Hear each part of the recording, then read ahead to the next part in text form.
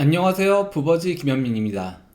프리미어리그에선 손흥민 선수의 친정팀이자 빅6에 해당하는 강팀 토트넘이 강등 위기에 직면하면서 축구 팬들이 관심을 집중시키고 있습니다.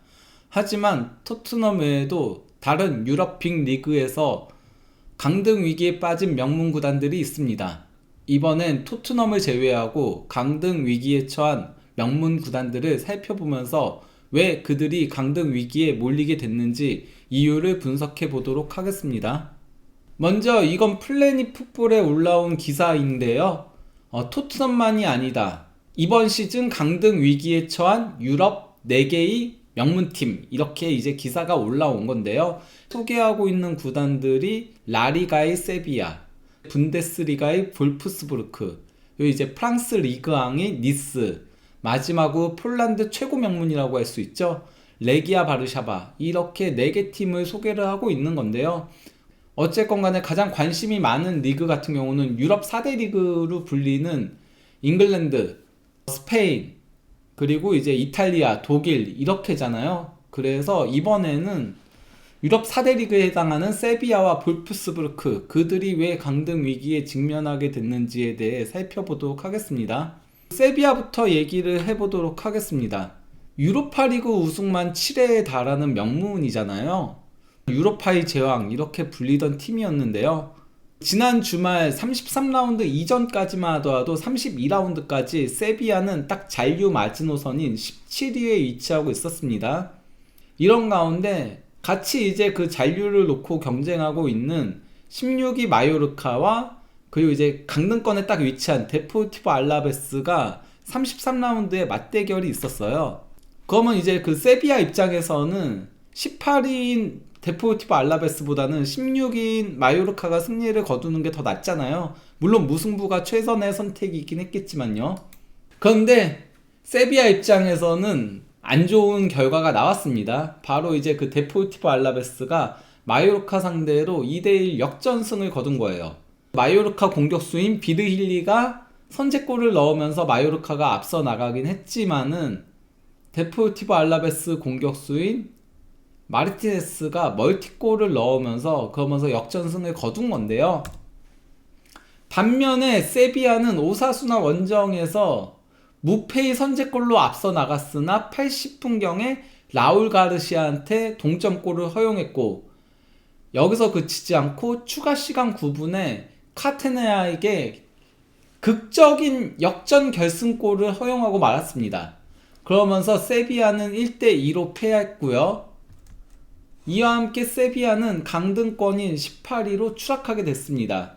반면에 그 마요르카한테 승리한 데포르티보 알라베스는 16위로 올라섰고요. 마요르카는 17위로 내려앉게 된 거죠. 세비야 같은 경우는 전통의 명가까지는 아니었어요. 그런데 이제 2001-02 시즌에 라리가로 승격한 이후에는 스페인을 대표하는 강호로 줄곧 자리매김을 해왔습니다.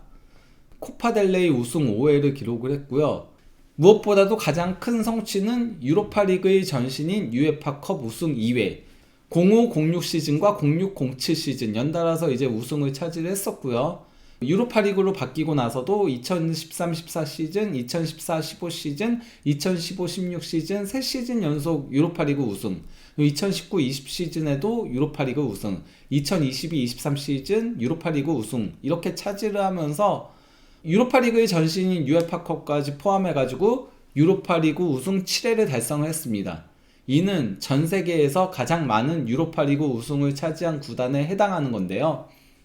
그러면서 이제 그 세비야는 2001-02 시즌에 승격하자마자 8위, 그 다음 10위를 기록한 다음에는 줄곧 상위권을 이어오고 있었습니다. 2021-22 시즌까지 최소 10위 이내에는 들었었거든요. 거기다가 뭐 4위도 기록하고 3위도 기록하고 그렇게 성적들을 올리면서 챔피언스 리그도 상당히 많이 진출을 했던 구단이었습니다. 하지만 2022-23 시즌에 11위를 기록한 이후 그 다음 2023-24 시즌 13위, 그리고 지난 시즌 17위로 극적으로 잔류에 성공을 했습니다. 딱 잔류 마지노선이었죠. 그리고 현재는 18위까지 추락을 한 건데요. 최근에 흐름 자체가 좋지 못했다. 점차적으로 내려앉고 있었던 구단이라고 볼 수 있겠는데요. 그러면 왜 세비야가 최근에 점점 더 내려오게 됐는가? 그 이유는 바로 이제 그 코로나랑 일정 부분 연관이 있습니다. 코로나 팬데믹이 열리면서 라리가가 셀러리 캡을 강하게 시행 중에 있었잖아요. 근데 코로나 때 관중도 없고 그러다 보니 수익도 떨어지고 그러면서 이제 그 셀러리 캡 이슈에 골머리를 썩는 구단들이 나오게 됐거든요. 특히나 이제 그 유럽 대항전에 나가는 구단들이 여기에 직격탄을 받았어요. 그래서 바르셀로나도 계속 선수 영입 못하고 이런 문제, 메시를 떠나보내고 이런 문제들이 있었던 거였는데요. 세비야 역시 이때까지는 챔피언스리그 단골이었거든요. 그런데 결국은 한계를 드러내기 시작을 했던 거였죠. 그러면서 점차적으로 선수 영입을 제대로 하지 못하게 됐어요. 2022-23 시즌에 세비야는 선수 판매로만 무려 9,150만 유로라는 거액의 수입을 벌어들였습니다. 선수들을 판매할 수밖에 없었던 거였는데요. 반면에 영입한 선수의 총 이적료는 3,040만 유로, 3분의 1 정도밖에 되지 않는 거죠. 그러니까 핵심 선수들이 나갔는데 거기에 맞게 선수 보강을 하지 못했던 거예요. 그게 이제 그 세비야의 점차적인 하락으로 이어지게 된 거였는데요. 2022-23 시즌 비록 팀은 11위에 그치긴 했지만은 유로파리그 우승을 차지하면서 챔피언스리그에 나가게 됐습니다. 2023-24 시즌에는 이때는 조금 돈을 쓰긴 했어요. 물론 이때도 주축 선수들 판매는 있었습니다. 헤수스 코로나라던가 이제 야신 분우 같은 경우는 뭐 당시 최고의 골키퍼 중에 한 명이었죠. 그 이제 이반 라키티치 같은 선수들이 팀을 떠났는데 그래도 로익 바데라던가 지브리소, 도디 루케바키오 같은 선수들을 영입하긴 했습니다. 문제는 이들이 기대만큼의 활약을 보여주지 못했던 거죠. 로익 바데 제외하고는 나머지는 다 아쉬웠어요. 그러면서 세비야는 라리가 순위에서 13위로 떨어지게 되고 유럽 대항전 진출권 획득도 실패하게 됩니다. 자연스럽게 유럽 대항전 진출에 실패하면서 세비야는 긴축 재정에 나서야 됐었죠.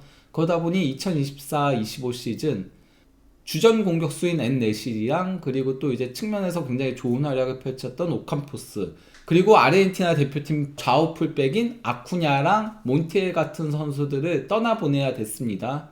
무엇보다도 자유이적으로 떠나보내게 된 선수들이 많죠. 이 선수들을 돈을 받고 팔았으면은 그만큼의 보강이 가능했을 텐데 라멜라라던가 올리버 토레스라던가 오스카 로드리게스라던가 마르코 드미로비치라던가 아우구스틴손이라던가 델라이니 같은 선수들을 다 공짜로 내보내게 된 거예요.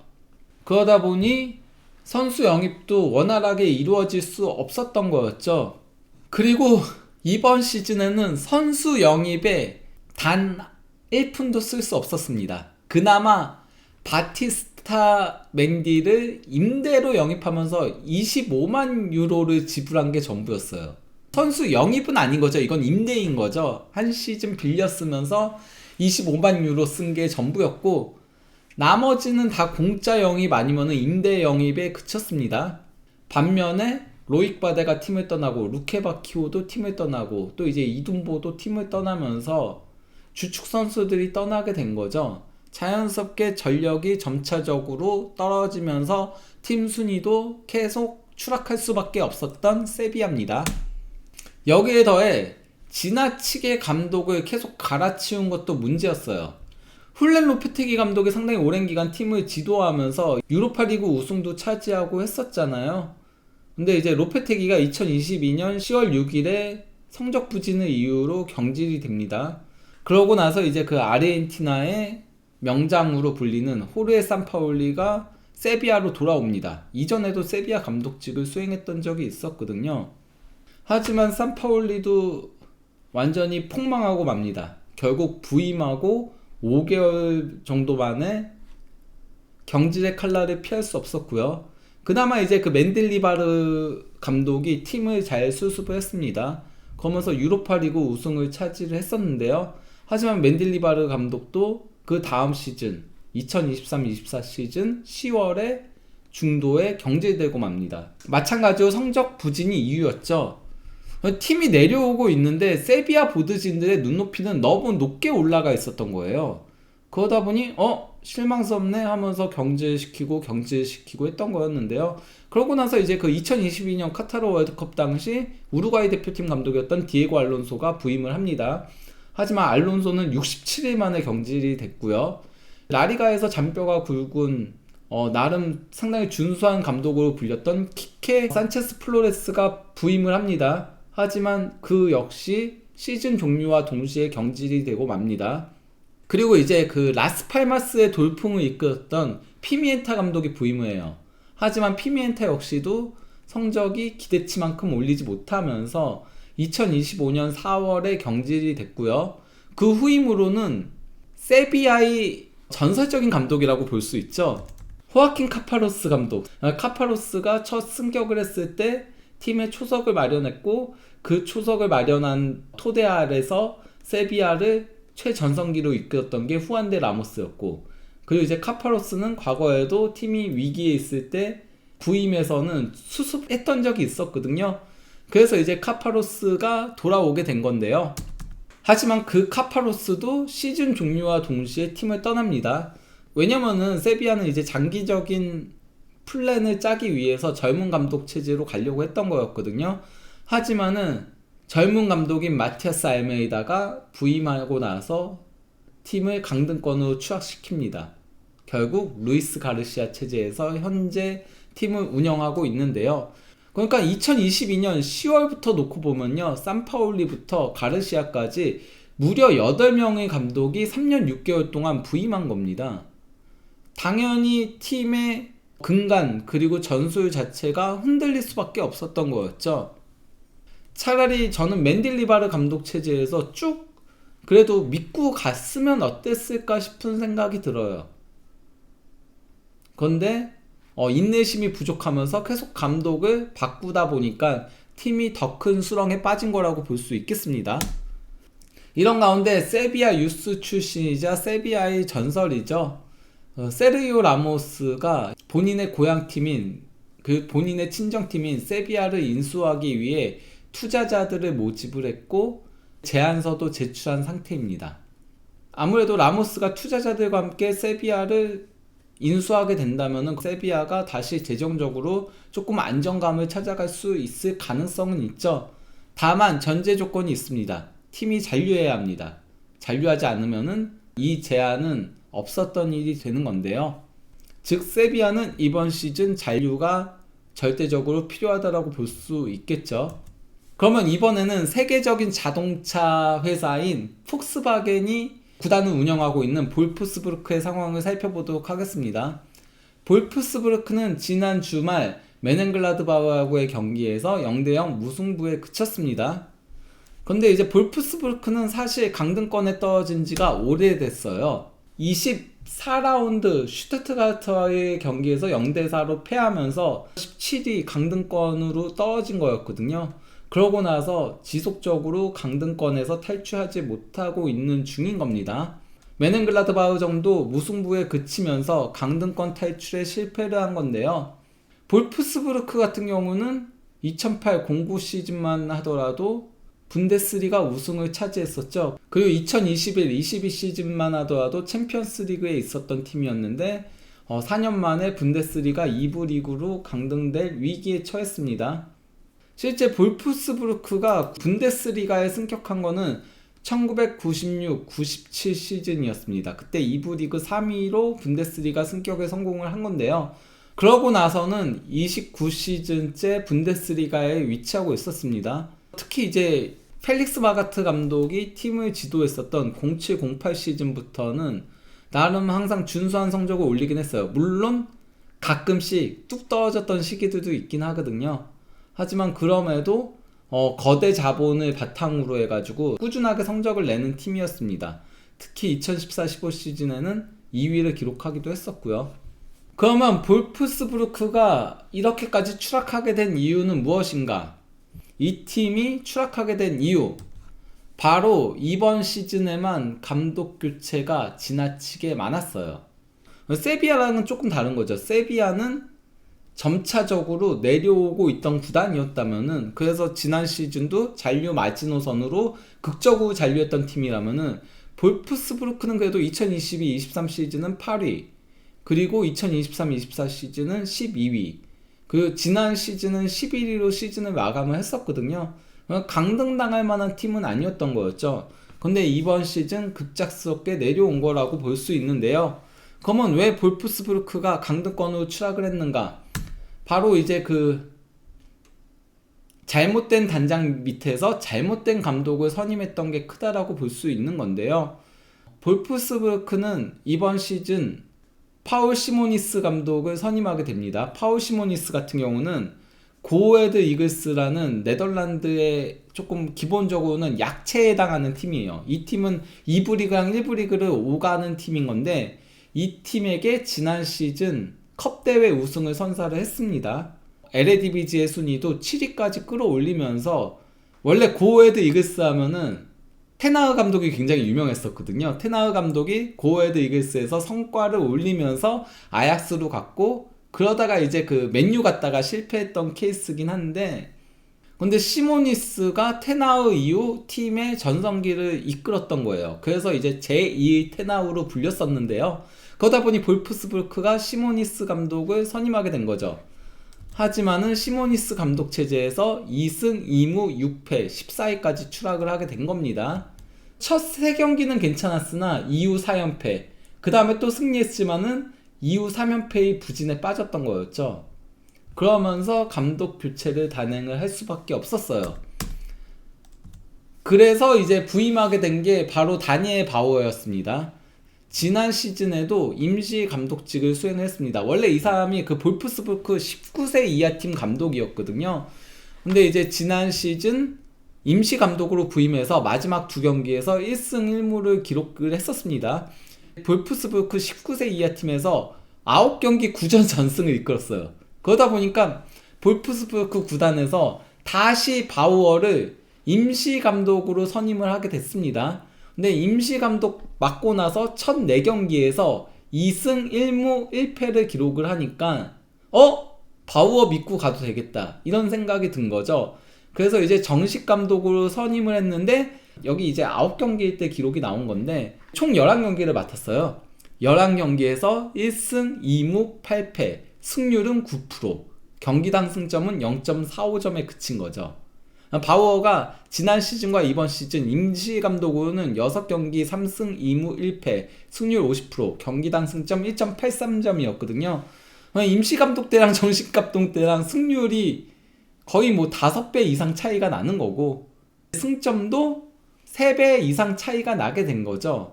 이게 임시 감독하고 정식 감독은 완전히 다른 건데, 바우어가 임시 감독으로 가능성 보여주니까 덜컥하고 맡겼다가 팀이 더 나락으로 추락하게 된 겁니다. 결국 이제 볼프스부르크는 마가트 시대를 제외하고는 볼프스부르크에서 가장 좋은 성적을 냈었던 베테랑 디터 해킹을 데려오기에 이르렀습니다.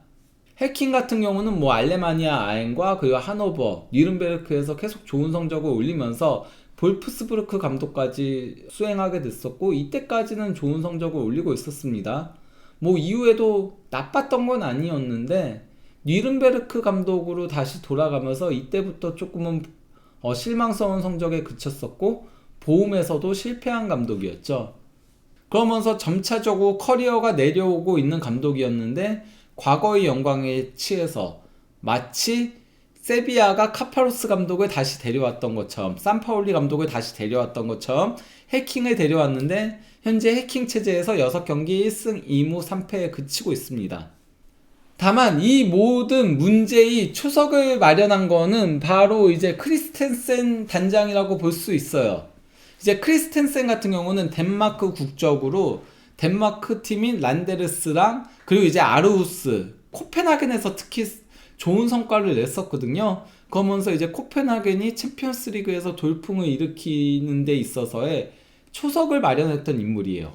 그래서 볼프스부르크가 지난 시즌 페테르 크리스텐센 단장을 선임하게 된 건데요. 근데 이 단장 체제에서 영입들이 다 실패에 가까웠죠. 돈을 안 썼던 건 아니에요. 2024-25 시즌에 4,450만 유로의 이적료를 지불을 했었고요. 2025-26 시즌에는 6,870만 유로의 이적료를 지출했습니다. 그러면서 뭐 코펜하겐에서 선수 영입이 좀 많았었죠. 그라바라랑 바브로, 스코 올센 같은 경우도 덴마크 대표팀 선수고, 또 다른 덴마크 대표팀 선수인 에릭센도 자유계약으로 영입을 하긴 했습니다. 그런데 이 영입들도 대부분은 실패로 돌아가고 말았습니다. 돈은 돈대로 쓰고, 원래 볼프스부르크가 독일에서는 찾아보기 힘든 기업 구단이거든요. 그래서 항상 돈은 잘 써요. 돈은 잘 쓰는데 잘못된 단장과 잘못된 감독을 선임하게 되면은 돈을 허투루 쓰면서 하위권으로 추락하는 경우들이 은근 잦은 구단입니다. 그런데 지금이 그 정점이라고 볼 수 있는 거죠. 그래서 현재 볼프스부르크는 17위에 위치한 가운데 승강 플레이오프권을 놓고 장크트 파울리랑 경쟁 중에 있습니다. 잔류 마지노선인 함부르크의 15위 탈환은 사실상 어려워요. 남은 경기가 3경기인데 그러면 승점 9점 획득이 맥시멈인데 이게 말처럼 쉽지는 않죠. 근데 이제 볼프스부르크는 바로 다음 경기에서 프라이부르크 원정을 떠나고요. 프라이부르크는 현재 8위에 위치한 준수한 팀이고, 그러고 나서 이제 바이에른과의 홈경기가 있습니다. 이 경기는 뭐 거의 졌다라고 봐야죠. 그러고 나서 이제 장크트 파울리와의 단두대 매치가 있습니다. 다만 이제 그 장크트 파울리는 12 마인츠와 홈경기가 있고요. 그 이제 라이프치히 원정이 있어요. 장크트 파울리도 일정이 쉽지 않아요. 결국 장크트 파울리와 볼프스부르크의 최종전 결과에 따라서 승강 플레이오프 가는 팀과 강등되는 팀이 결정될 가능성이 매우 큽니다. 세비야의 남은 일정을 좀 보도록 할게요. 세비야 같은 경우는 더 복잡하긴 해요. 사실 현재 그 세비야가 승점 34점이긴 한데 19위인 레반테도 승점 33점으로 1점 차로 붙어 있고요. 잔류 마지노선에 있는 17위 마요르카도 승점 1점 차로 붙어 있고요. 세비야랑 데포르티보 알라베스가 세비야랑 승점 2점 차, 그리고 엘체랑 지로나가 세비야랑 승점 4점 차밖에 나지 않아요. 거기다가 남은 경기 수도 5경기예요. 엄밀히 따지면은 11위 라요 바에카노부터 19위 레반테까지가 잔류와 강등을 놓고 경쟁하고 있다라고 볼 수 있는 건데요. 라리가 같은 경우는 승점 다음에 보는 게 골득실이 아니고 상대 전적을 보거든요. 그래서 상대 전적이 중요한 건데, 세비야 같은 경우는 현재 가장 붙어있는 팀들과의 맞대결 전적이 좋지 못해요. 마요르카 상대로 2패, 레반테 상대로 2패. 이 팀들과는 승점이 동률일 경우에는 강등입니다. 그나마 이제 16위인 데포르티보 알라베스 상대로는 상대 전적에서 1승 1무로 우위를 점하고 있고요. 지로나 상대로도 1승 1무. 엘체 상대로는 2무인데 원정 다득점 원칙에서 앞서고 있습니다. 홈에서 1대1 무승부, 원정에서 2대2 무승부였거든요. 에스파뇰과는 아직 한 경기밖에 치르지 않았어요. 1패. 다다음 경기가 에스파뇰과의 경기니까 그 경기 결과에 따라서 상대 전적이 결정이 될 예정이고요. 발렌시아 상대로는 1무 1패로 열세, 라요 바에카노 상대로는 1승 1무로 우위를 점하고 있는데요. 문제는 이제 남은 경기 일정들이 쉽지 않다는 데 있습니다. 당장 다음 경기가 레알 소시에다드와의 홈경기, 만만한 팀이 아니죠. 그리고 이제 에스파뇰과의 홈경기, 이 경기 이겨야 돼요. 이 경기 못 이기면은 나머지가 너무 힘들어요. 36라운드가 3위인 비아레알과의 맞대결, 그리고 이제 37라운드가 2위인 레알 마드리드와의 홈경기, 마지막 경기가 바로 이제 셀타비고 6위죠. 이 팀과의 원정 경기이기 때문에 에스파뇰전을 무조건 이겨야 된다. 에스파뇰전도 이기고 소시에다드전도 최대한 승점을 가져와야 되고, 그리고 셀타비고전도 어떻게든 승점을 가져와야 된다. 그리고 최근 시즌을 놓아버린 레알 마드리드와의 홈경기에서도 승점을 최대한 가져와야 되는 상황입니다. 그래서 현재 그 토트넘 같은 경우는 강등 확률이 59.42%잖아요. 세비야 같은 경우는 강등 확률이 61.69%. 토트넘보다 더 높은 거죠. 그 정도로 현재 세비야의 상황이 좋지 못하다. 아무래도 이제 남은 일정 때문에 더더욱 그렇게 보고 있는 건데요. 이제 볼프스부르크의 강등 확률은 63.78%에 달합니다. 상당히 높은 편이죠.